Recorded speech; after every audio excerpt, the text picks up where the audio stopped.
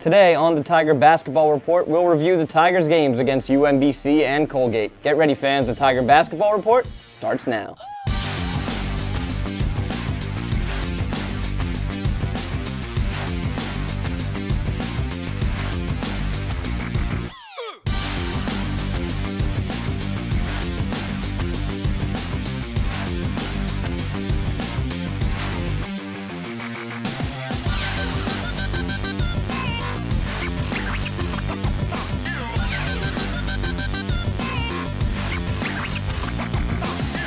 Hello, fans, and welcome inside the Towson Sports Network studios in the home of the Towson Tigers, CQ Arena. I'm your host, Ben Rosenbaum, for today's issue of the Tiger Basketball Report.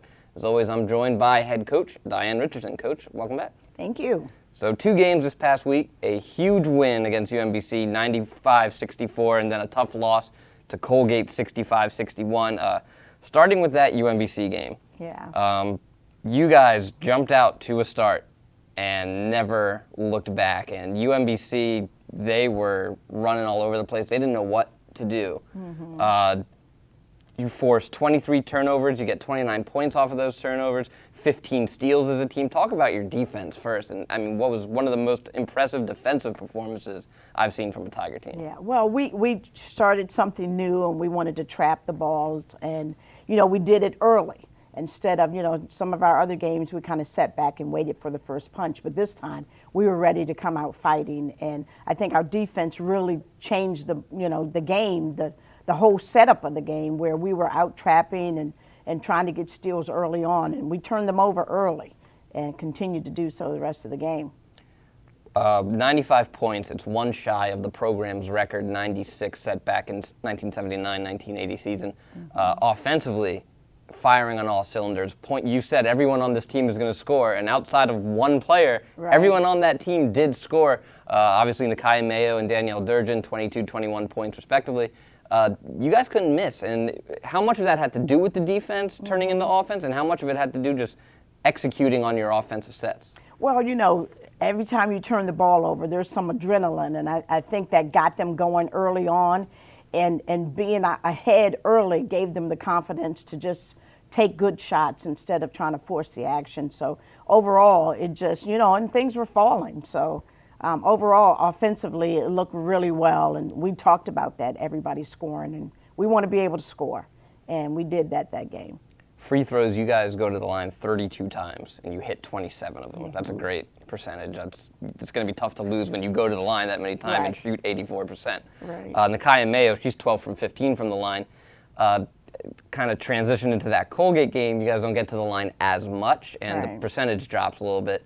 How much was it a design to try to get to the line that much? I mean, Nakia, it seemed like it was almost a play call was for her to just try to draw contact mm-hmm. down low.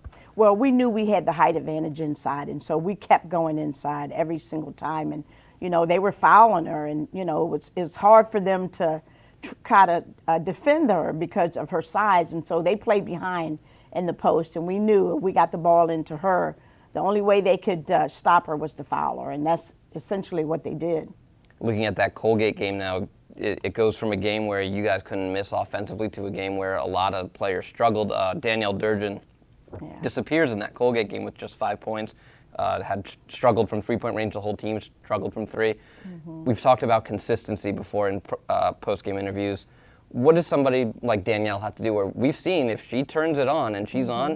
on, she's one of the most dangerous scorers potentially in the conference. Right. But when she's off, it really hurts you guys. It does, and it kind of starts with being in foul trouble, and then she tries to force the issue. And we've got to get her to settle down. And she does. She comes in the gym. She puts up extra shots. But I think it's the flow of the game where she needs to just relax a little bit.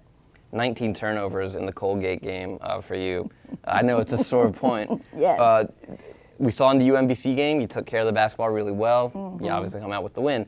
Right. What are you stressing to the guards and the bigs as well? Because we saw some passes thrown from the post, or there was one that sticks out where Deja kind of just let it go through her hands. Yeah. What has been the difference between, you look at that UMBC game, you don't turn the ball over that much, and then you have a bounce back game or a bounce down game against Colgate where mm-hmm. you guys can't even hold on to the basketball yourselves on easy passes. Right. And you know what, Ben, that's something we talk about in the locker room is we've got to have some consistency And with that consistency is accountability. What am I doing to help this team? You know, am I just kind of lackluster trying to get catches or throwing passes? And that's something we've got to deal with, you know, day in and day out. And the consistency is going to be what gets us over the hump. Surprise player for me so far early this season is Italia Vogt. If you asked me what I expected of her from this year, was to grow as a distributing guard, not to really focus on scoring, but she's done really well in transition, scoring the basketball. She's done great creating shots for herself, and she's doing well on the assist side. She's still struggling with turnovers. Right. What have you seen from the offseason till now in the way she's developed her game? Well, I think she understands that we're going to count on her.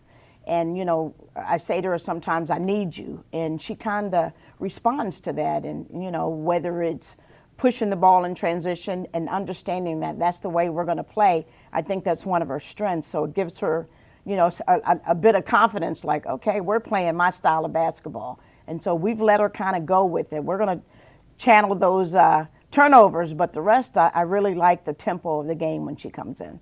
Before we go, we have a first here on any coach's show at Towson where a coach brought their own notes to the game.